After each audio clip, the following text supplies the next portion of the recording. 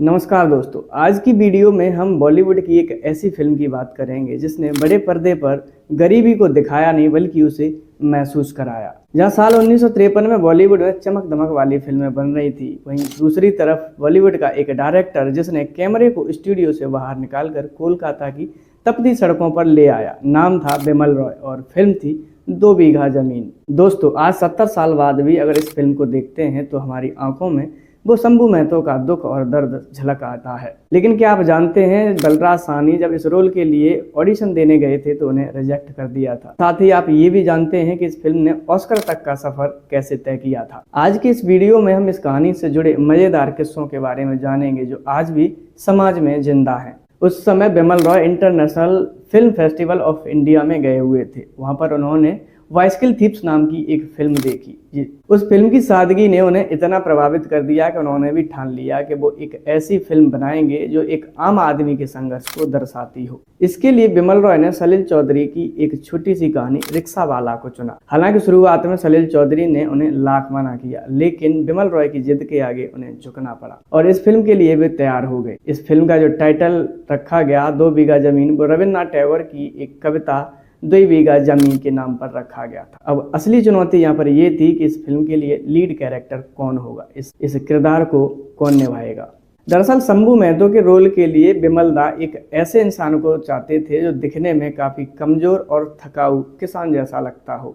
जब इस किरदार के लिए बलराज साहनी ऑडिशन देने गए तो उन्हें देखते ही बिमल दा ने रिजेक्ट कर दिया, क्योंकि उन्होंने कहा ये तो दिखने से एक अंग्रेजी जेंटलमैन लग रहा है, जबकि हमारा किरदार काफी कमजोर और थकाऊ किसान जैसा होना चाहिए। क्योंकि बलराज साहनी जब वहां पर पहुंचे तो वो सूट वूट में थे और काफी पॉलिश्ड लग रहे थे। बिमल दा ने उन्हें देखते ही कहा ये हमारा हीरो नहीं हो सकता। लेकिन दोस्तों, बलराज साहनी भी एक संजीदा अभिनेता थे, वो हार मानने वालों में से। वो वहां से गए और कोलकाता की सड़कों पर रहने लगे। उन्होंने अपने कपड़े गंदे किए, अपनी दाढ़ी बढ़ाई और नंगे पैर चलने की प्रैक्टिस की। दरअसल वो कोलकाता में रिक्शा चलाने वालों के साथ रहने लगे थे और उनसे रिक्शा चलाने की प्रैक्टिस भी करने लगे। जब अगली बार 15 दिनों बाद वो बिमल दा की ऑफिस पहुंचे तो डायरेक्टर उन्हें पहचान ही नहीं सका और उन्हें तुरंत कास्ट कर लिया गया। जब बाद में उन्होंने बताया कि मैंने 15 दिनों तक जाकर कड़ी मेहनत करके इस गेटअप को हासिल किया है, तो बिमल दा ने उनकी काफ़ी सराहना की। दोस्तों, शूटिंग के दौरान बलराज साहनी ने जो रिक्शा चलाने का जो सीन किए हैं वो दरअसल ओरिजिनल असली हैं, क्योंकि उन्होंने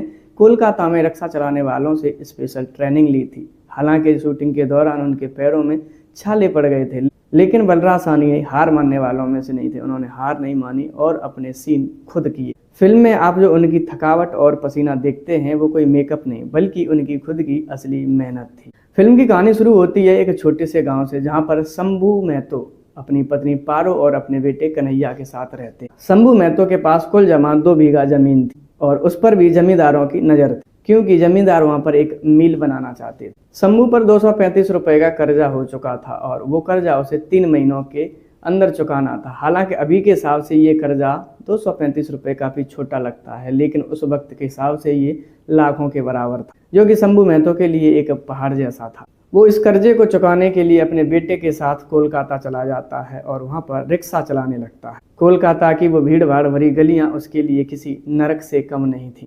वो हाथ रिक्शा खींचता है और देर रात मेहनत करके पैसे जमा करने लगता है। वो सीन याद कीजिए जब ज्यादा पैसे कमाने के चक्कर में शंभू महतो अपने रिक्शे पर सवारी बिठाकर तेजी से खींचता है ताकि जल्दी से चक्कर लगाकर वो ज्यादा पैसे कमा सके, लेकिन ऐसे में उसका वो रिक्शा टूट जाता है और उसकी मेहनत बर्बाद हो जाती है। वो सीन देखकर आज भी लोगों के रोंगटे खड़े हो जाते हैं। वहीं दूसरी तरफ उसकी पत्नी गांव में पारो बीमार हो जाती है, उसके इलाज के लिए पैसे तक नहीं होते। इस फिल्म का अंत इतना दर्दनाक होता है कि जब शंभू महतो वापस लौट के आता है तो उसकी जमीन बिक चुकी होती है। वो अपनी जमीन की एक मुट्ठी मिट्टी उठाने के लिए जाता है, लेकिन चौकीदार उसे वहां से भगा देता है। सोचिए, एक किसान जिसके पास ले देकर 2 बीघा जमीन थी वो भी बिक गई और बाद में वो अपनी एक अंतिम इच्छा के तौर पर उस जमीन की मिट्टी उठाना चाहता है और अपने माथे से लगाना चाहता है और गांव का जमींदार उस चौकीदार के बहाने उसे धक्का मार के भगा देता है। सोचिए ये दृश्य कितने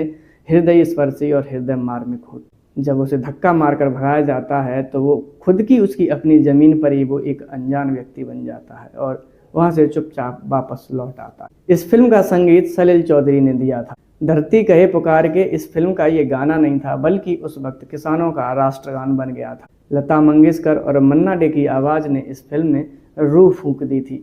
दोस्तों, इस फिल्म से जुड़ा एक हैरानी भरा किस्सा ये है कि इस फिल्म के डायरेक्टर बिमल रॉय ने इस फिल्म की मेकिंग के दौरान जब सीन शूट किए जाते थे बहुत ही कम लाइट्स का इस्तेमाल किया था। उन्होंने इस फिल्म को बनाने के लिए ज़्यादातर रियल लोकेशंस का इस्तेमाल किया था, जो कि उस समय की फिल्मों के हिसाब से एक बहुत बड़ा रिस्क था, क्योंकि उस वक्त ज़्यादातर फिल्में स्टूडियोज में रिकॉर्ड की जाती थी, जबकि बिमल रॉय ने स्टूडियोज के बजाय कोलकाता के रियल लोकेशंस पर जाकर फिल्म की शूटिंग की थी। हालांकि फिल्म के लिहाज से ये एक काफ़ी रिस्की कदम था, क्योंकि उस समय स्टूडियोज में जो सेट बनाकर फिल्म की शूटिंग की जाती थी उसकी क्वालिटी कुछ ज़्यादा बेहतर निकल कर आती थी, बल्कि बजाय बिना लाइट्स के रियल लोकेशंस पर जाकर शूटिंग करनी। दोस्तों, 1953 के दौर के हिसाब से देखा जाए तो इस फिल्म ने एक छोटे से बजट, लगभग 10 लाख रुपए के बजट में बनकर तैयार हुई थी और अपने बजट से लगभग 7 गुना कमाई करके 70 लाख रुपए का बजट कलेक्ट किया था, जो कि उस हिसाब से देखा जाए तो एक काफ़ी बड़ा कलेक्शन था और इसी लिहाज से इस फिल्म को उस वक्त की ब्लॉकबस्टर फिल्म माना जाता है।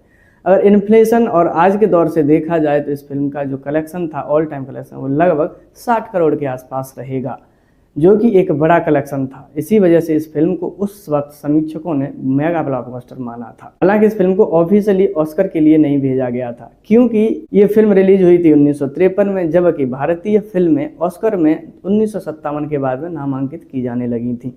लेकिन समीक्षकों का ऐसा मानना था कि अगर ये श्रेणी 1953 में होती तो निश्चित तौर पर यह फिल्म ऑस्कर के लिए नामांकित होती और शायद वहां पर प्राइज भी जीतती। लेकिन उस वक्त ये श्रेणी न होने की वजह से इस फिल्म को नामांकित नहीं किया गया था। हालांकि भारत की पहली ऑस्कर में जाने वाली फिल्म मदर इंडिया थी। ऑस्कर वाली श्रेणी न होने के बावजूद इस फिल्म ने कान फिल्म फेस्टिवल में झंडे गाड़े थे और प्राइज भी जीती थी।